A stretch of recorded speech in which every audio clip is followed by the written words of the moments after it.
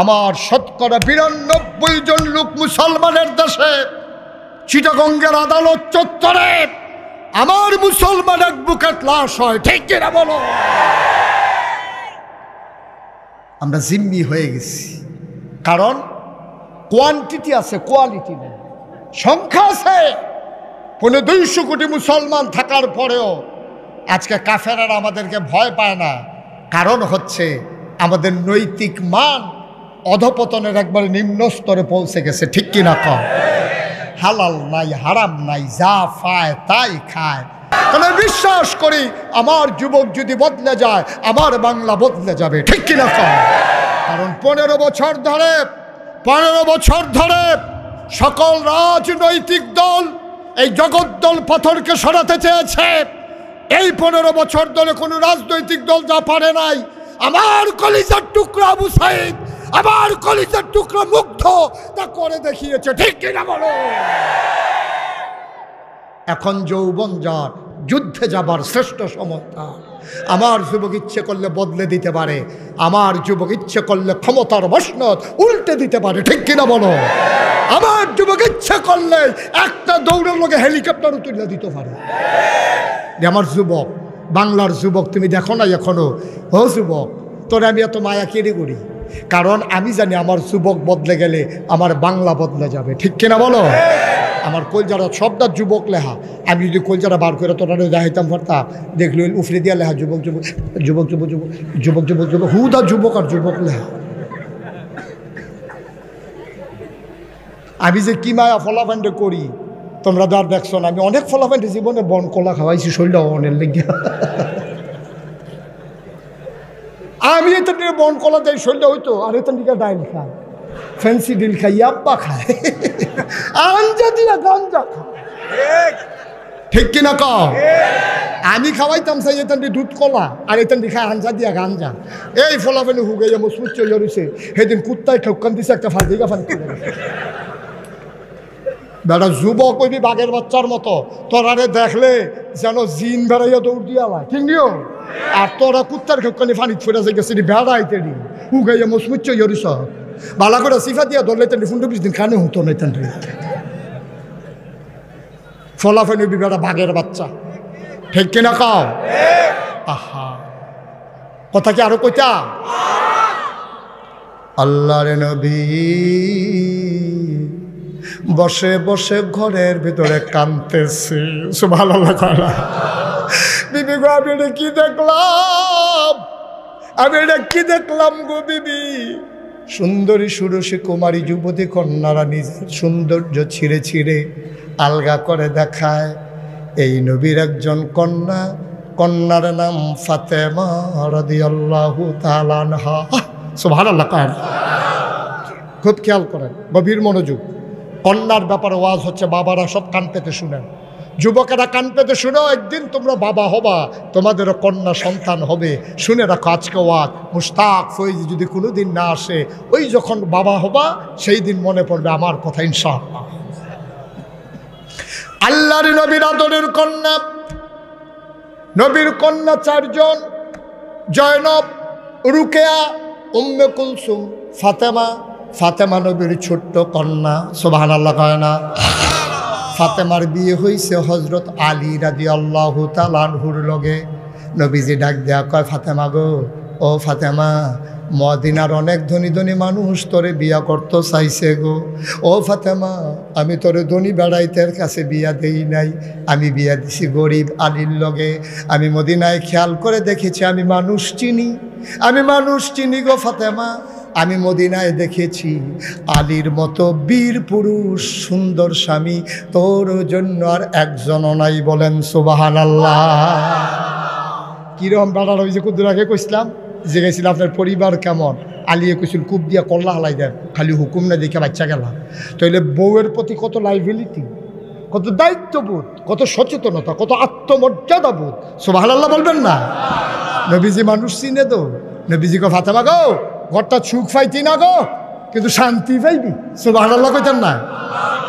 ফ্রিজের ভিতরে বড় বড় মাছ পাইতি না, মুরগা পাইতি না, দরকার নাই, ঘরটার ভিতরে সুখ পাইবি। সুখ কারে কয়? আলী রাখছেও ফাতেমারে হেমনে, এত সুখ ঘরটার ভিতরে শুধু সুখ আর সুখ। 3 দিন ধরে চুলাত আগুন জ্বলে না, সুখের অভাব নাই। সুবহানাল্লাহ বলবেন না? ফাতেমার জ্বর উঠেছে। আলী আর এত বড় গুরুত্ব দেয় নাই, বুঝে নাই যে এত জ্বর। মাঝ রাতে ঘুমের ঘুরে ফাতেমা কাঁদতেছেন। আলীর ঘুম ভেঙে গেল। হাসান হুসাইন ঘুমায়। আলী লাফ দিয়া উঠা ফাতেমার মাথার ভিতরে গিয়ে হাত দিছে। হাত দেওয়ার সাথে সাথে আলী চমকে উঠেছে, থমকে দাঁড়িয়েছে, আশ্চর্যান্বিত হয়ে গেছে। গা আগুনের মতো পুড়ে যাচ্ছে।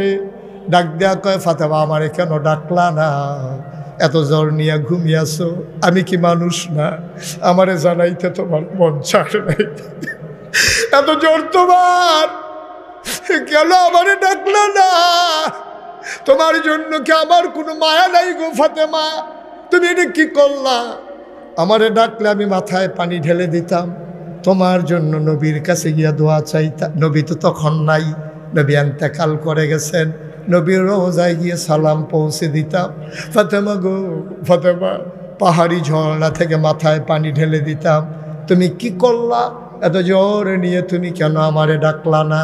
ফাতেমাও কান্দে, কয় আর সময় নাই, মনে হয় আমার সময় শেষ।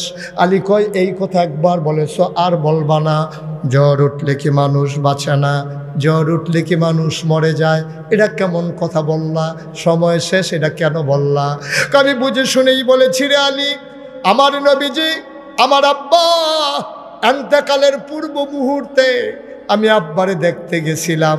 আব্বা ডাইকে আমারে কানে কানে একটা কথা বলছে, আমি হাউমাউ করে কেঁদেছিলাম। কেউ বুঝে নাই কেন কেঁদেছি। আব্বা মনে বড় কষ্ট পাইলেন। তিনি আবার ডাক দিলেন, ফাতেমা দিকে আয়, কলজার টুকরা আমারে দিকে আয়, কাছে আয়। আমার কানে কানে আরেকটা কথা বললেন। এবার ফাতেমা মুচকি মুচকি হাসলেন। আয়েশা রাদিয়াল্লাহু তাআলা আনহা, ফাতেমার ছোট আম্মা, উনি কয়, কেন কানলো ফাতেমা, কেন হাসলো ফাতেমা? কিছুই আমরা বুঝলাম না। বাপ বেটির কি কথা হইল আমরা জানলাম না। আলী ডাক, ফাতেমা ডাক দেয়া কয়, আলী সেই দিন কি বলছিল আপনি জানেন নাকি? কয় না, কি বলছে? বলছে আমারে, আমার আব্বা বলেছে, ফাতেমা ও ফাতেমা কান্নাকাটি করিস না, চিৎকার চেঁচামেচি করে কোনো লাভ নাই।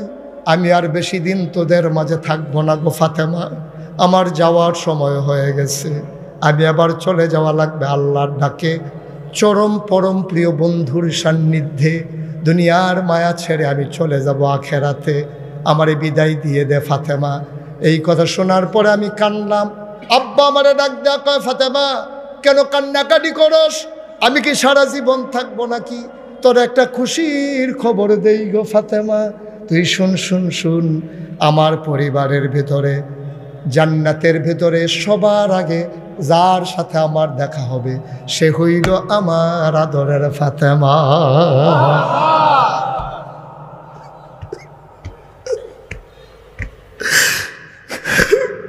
আমার আব্বা বলেছে, আমার আব্বা বলেছে সবার আগে নাকি আমার আব্বার লোকে দেখা হবে। ওয়ালি, আমার মনে হয় সেই সময় চলে আসছে। আব্বা নাই, মনে হয় আব্বার সাথে দেখার সময় হয়ে গেছে। আমার বোধহয় সময় শেষ, আমি বোধহয় আর বাঁচব না। আমার হাসান হুসাইনকে ডাকো। হাসানকে ডাকা হলো, হুসাইনকে ডাকা হলো। দুইজন দুই পাশ দিয়ে মায়ের বসে গেলেন। বাচ্চারা কাঁদতেছে, ফাতেমা কাঁদতেছে। আলী হাতে ধরে বসে আছেন। ডাক দেয়া কয়, ফাতেমা ও ফাতেমা, আসলেও কি তোমার সময় শেষ? কয়, মনে হয় আর বাঁচব না।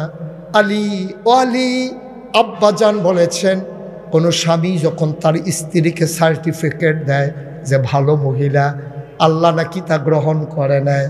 আপনি আমাকে দয়া করে বলেন আমি কেমন মহিলা ছিলাম আপনার দৃষ্টিতে?